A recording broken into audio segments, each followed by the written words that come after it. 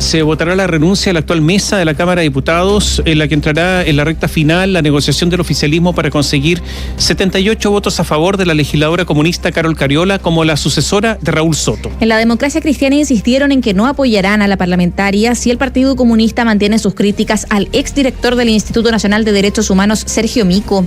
Todos los detalles los tiene a esta hora Gonzalo Elquín. Muy buenos días.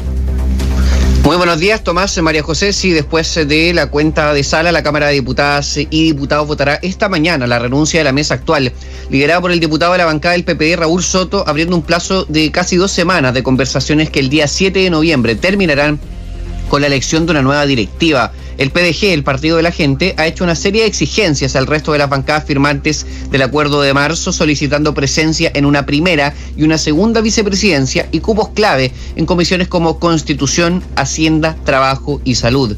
El jefe de bancada del Partido Socialista, Marcos Silavaca, insistió en que el oficialismo tendrá los votos sin el PDG, cuestionando la confiabilidad de este partido, mientras que la jefa de comité de esta colectividad, Giovanna Ahumada, sostuvo que tomarán la decisión junto a sus bases.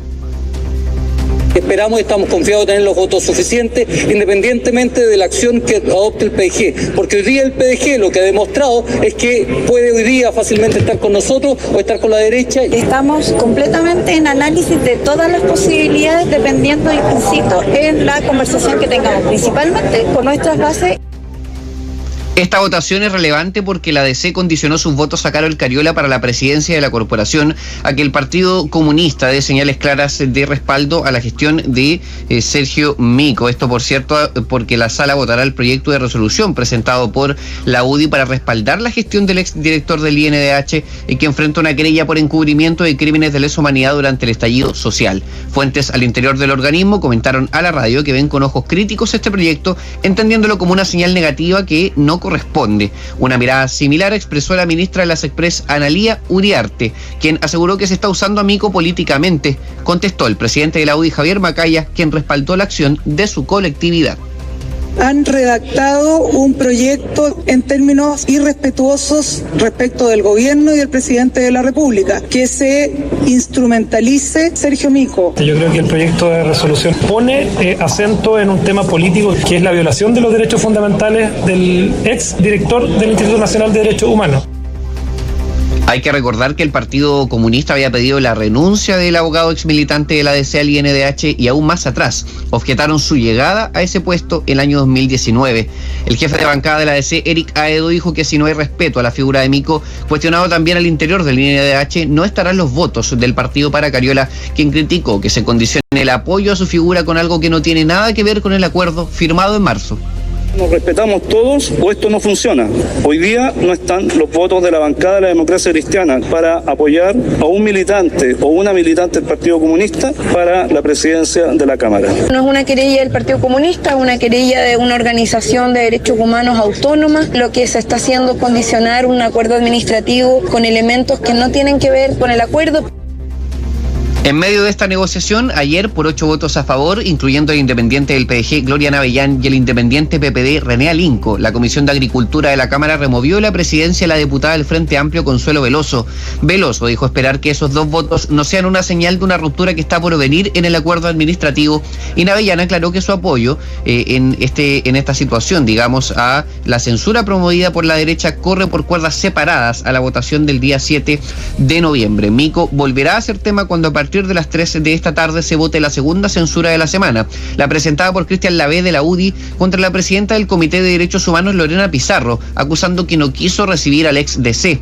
El diputado gremialista espera que Mico explique sus dichos sobre una posible persecución del oficialismo en su contra, mientras Pizarro afirmó que el director del INDH está en una lista de espera de invitados que está acordada en conjunto con la comisión.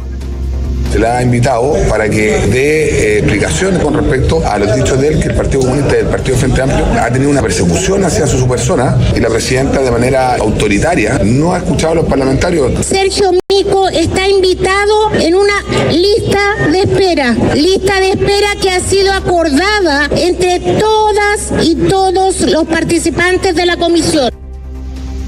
El oficialismo es de la mirada transversal de que la oposición, negociando con el PDG, busca reordenar la correlación de fuerzas de las comisiones por el camino de las censuras y arribar a Carol Cariola como siguiente presidenta de la corporación. Lo que sigue siendo llamativo es que la legisladora no tenga un contrincante claro. Ninguno de los nombres que ha sonado concita suficiente apoyo, pero la explicación quizás radica en una observación que hiciera el jefe de bancada de RN, Andrés Longton, quien en todo caso ha negado ser opción a la mesa por Chile Vamos. Una vez que los acuerdos se hacen públicos, se caen. María José Tomás.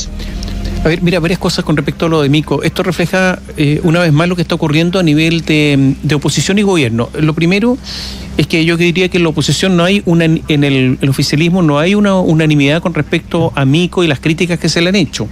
De hecho, yo diría que en el socialismo democrático y en el PPD han sido más reticentes con respecto a eso, más allá que Analía Uriarte se enojó por las críticas que se han hecho al gobierno. Pero yo quiero recordar que Mico, siendo presidente, director del Instituto Nacional de Derechos Humanos, pidió audiencia con el presidente de la República y nunca se la dieron, lo que es una señal de la percepción que había en la presidencia de la República con respecto a Mico. O sea, esto no es nuevo.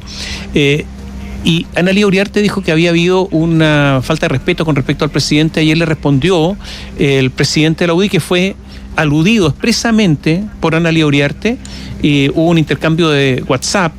¿Y qué se dijo? Macaya le dijo a la tercera que discrepo con el mismo respeto que ella profesa por mí. Yo le digo que la información en base a la cual se construyó el proyecto de resolución es recopilación de prensa donde declaraciones del propio Sergio Mico demuestran que sus derechos fundamentales fueron violados en el Instituto Nacional de Derechos Humanos y por un contubernio que se generó para sacarlo del cargo a 2 semanas antes de que él cesara en la presidencia por vencimiento del plazo. Dijo, lo reconocieron incluso personas tan importantes como el expresidente Lagos.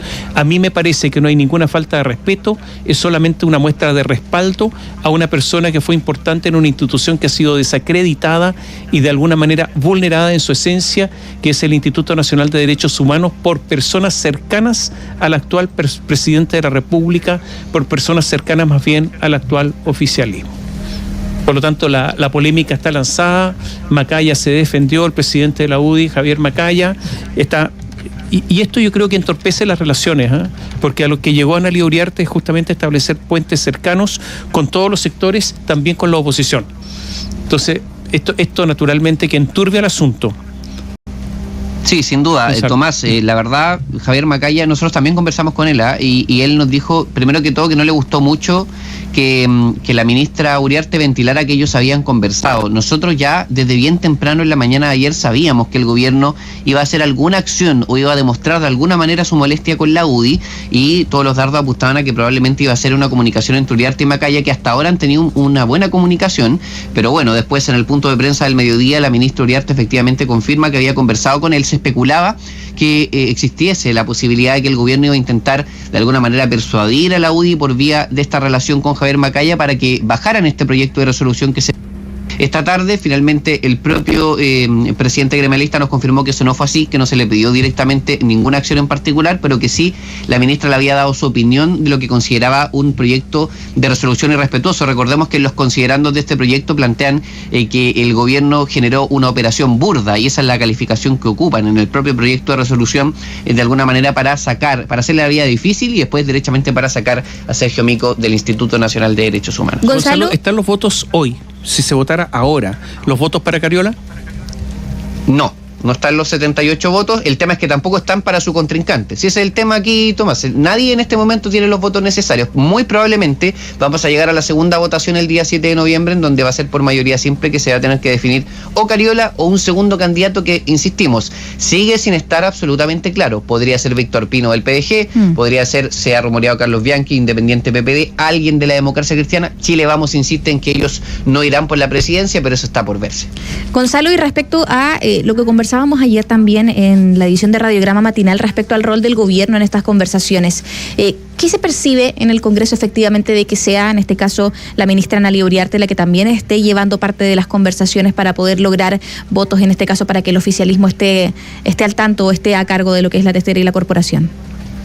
No, sin duda que hay más de una manera de verlo. Por cierto que uno podría decir, la primera crítica, la más rápida y que se ha hecho sentir, es que es un intervencionismo innecesario, que la ministra debiese estar preocupada más de los de urgencia legislativa y la tramitación de los proyectos de ley, pero también es cierto que hay quien dice que no hay que rasgar vestiduras con esto es política, el gobierno por supuesto que está interesado en quién preside la corporación, la ministra Analía Uriarte ha señalado que ella está conversando activamente de los proyectos y de otros temas, y que de hecho, por ejemplo, me tomo de las palabras que dice el propio Erika Aedo, ¿no? Que en este caso sí está complicando con la posición de la ADC al gobierno, pero que también dice, bueno, sí, efectivamente, él, por ejemplo, se reunió específicamente con la ministra de las Express y fue el tema de la posición de la ADC para la mesa, y que bueno, esto es política, las conversaciones se tienen que tener, el tema es la injerencia, el tema es también si es que las conversaciones que ha tenido el gobierno en particular, con los votos que en este momento están en disputa, que están en el aire, en donde está, por ejemplo, René Linco, que ya ha dicho que no va a votar por Carol Cariola, pero no se sabe por quién va a votar, si va a tener, si va a estar presente siquiera ese día. La verdad es que las gestiones del gobierno pueden ser cuestionadas, pueden ser criticadas, y de hecho están en el ojo de las críticas de Chile Vamos, pero al mismo tiempo hay que decir que no es primera vez que una ministra se expresa o un ministro se expresa, conversa respecto de quién va a ser la presidencia de la Cámara, sobre todo si es que esperan que sea oficialista, tan oficialista como Carol Cariola, ¿no? Claro. Oye, pero a ver, el Partido de la Gente tiene su propia agenda. Es una agenda propia y los votos son necesarios. Entonces, ayer tú contabas que fue destituida la presidenta de la Comisión de Agricultura. ¿Con votos de quién? Del Partido de la Gente. Ella es de Revolución Democrática, ¿no es cierto? Y fue destituida. Entonces resulta que yo creo que el asunto está marchando mal para el gobierno desde ese punto de vista. La señal de ayer de destituir a una presidenta de una comisión, yo creo que es una señal potentísima de lo que está ocurriendo en la Cámara. Completamente. Nosotros le preguntábamos a Gloria Navellán en el análisis que tuvieron, porque hay que decir que Navellán, cuando dice que vota en contra o a favor más bien de la censura de Veloso, dice que lo vota por su conciencia y en conversación con su bancada. Le dijimos, bueno, ustedes no consideraron el hecho de que al mismo tiempo que se les presenta la posibilidad de sacar de la presidencia a una de las presidencias del Frente Amplio, al mismo tiempo ustedes están negociando más cupos de comisiones, presidencia y hasta cupos en la mesa, precisamente, entre otras fuerzas, con el Frente Amplio. Eso no estuvo en el análisis de la votación. Ella decía, bueno, sí, puede ser, da una respuesta auditativa, pero en el fondo todos sabemos que aquí hubo un mensaje político claro. Si es que se está negociando con un sector y al mismo tiempo se vota contra una presidencia de ese sector, uno da a entender que esa es una señal de que voluntad de negociar y de efectivamente llegar a acuerdos no hay. De hecho, aquí hay un tema transversal, Tomás, María José.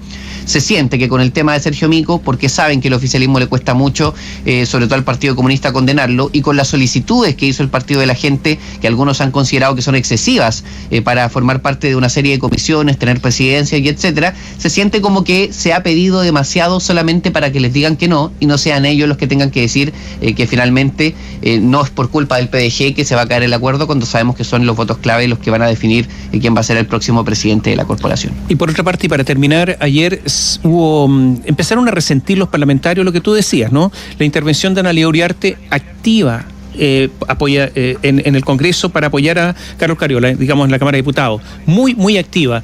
Y algunos empezaron a resentir esta intervención del Poder Ejecutivo, que es el brazo político del presidente de la República, ¿no es cierto?, Analía Uriarte, para apoyar a Cariola.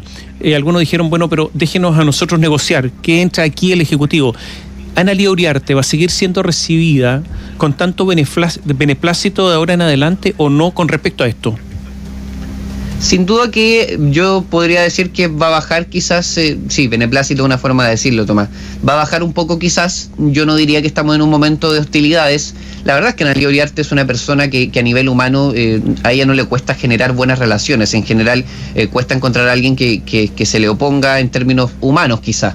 Eso puede ir cambiando con el tiempo, pero es efectivo también que llegó un momento en donde de alguna manera se empezaron a cruzar, podríamos decir, las técnicas de negociación quizás, y ahí efectivamente se pudo haber generado uno que otro roce que entiendo que también ya ha sido conversado. Aunque también hay que decir que nosotros estábamos contando hace un par de semanas que la sensación que nosotros teníamos era que cercanos a la propia diputada Cariola le habían pedido expresamente al gobierno que se involucrase, a sabiendas de que algunas de las personas con las que Cariola y sus cercanos tenían que negociar no tenían relaciones construidas con ellos. Entonces esperaban que fuese la ministra de las Express, que por supuesto que por su rol está obligada obligada a conversar con todos, la que fuese la interlocutora en algunos de los casos puntuales con algunos parlamentarios que están en duda para apoyar a la diputada comunista. En este caso, que el Poder Ejecutivo se tenga que inmiscuir en este tema simplemente por un tema de necesidad, porque básicamente era más fácil que negocie Analía Uriarte que negocie en este caso el mismo Partido Comunista o Apruebo Dignidad.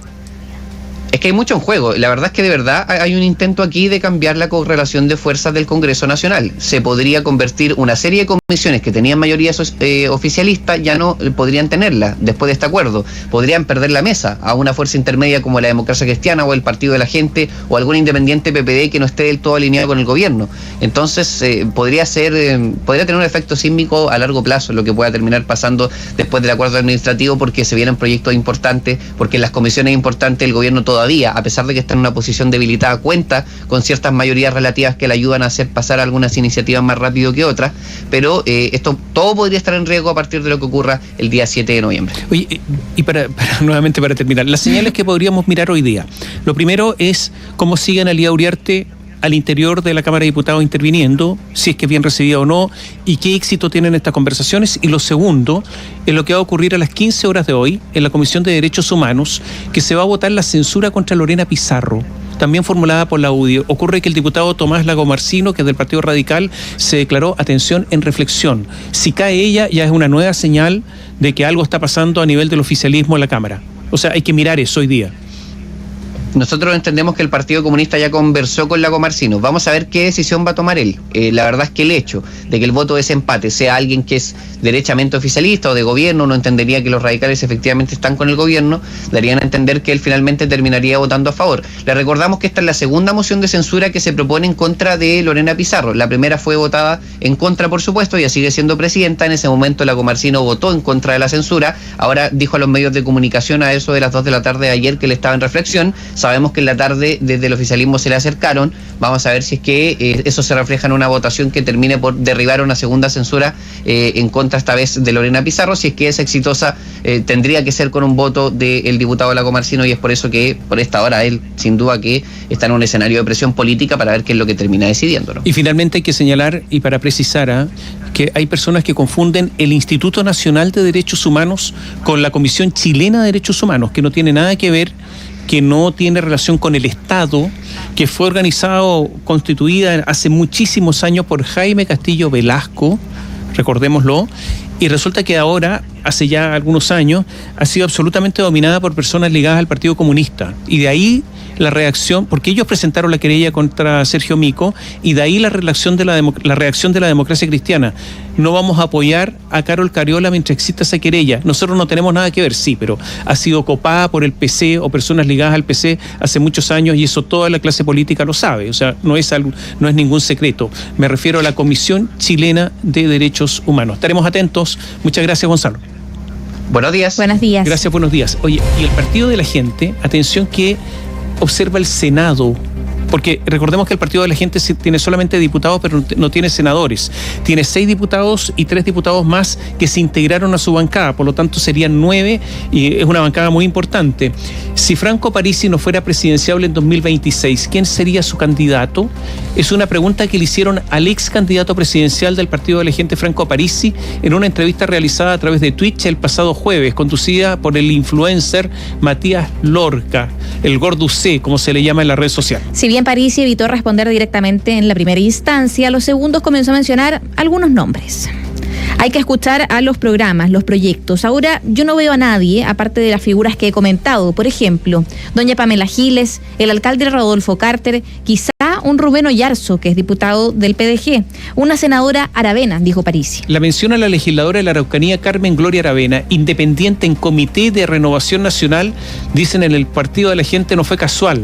Ya el 14 de septiembre ya había participado en el programa virtual del Partido de la Gente, Bad Boys, en el que expuso sobre cómo hacer frente a la violencia en la macrozona sur. En el partido señalan que los mismos gestos que ha hecho Parisi en sus apariciones con otros senadores, él también independiente en Comité de RN, Juan Castro. Tanto él como Aravena incluso los mencionó como eventuales participantes de una primaria en el PDG. Y al interior del Congreso, dice el Mercurio, no hay dos lecturas acerca de estos guiños de Parisi.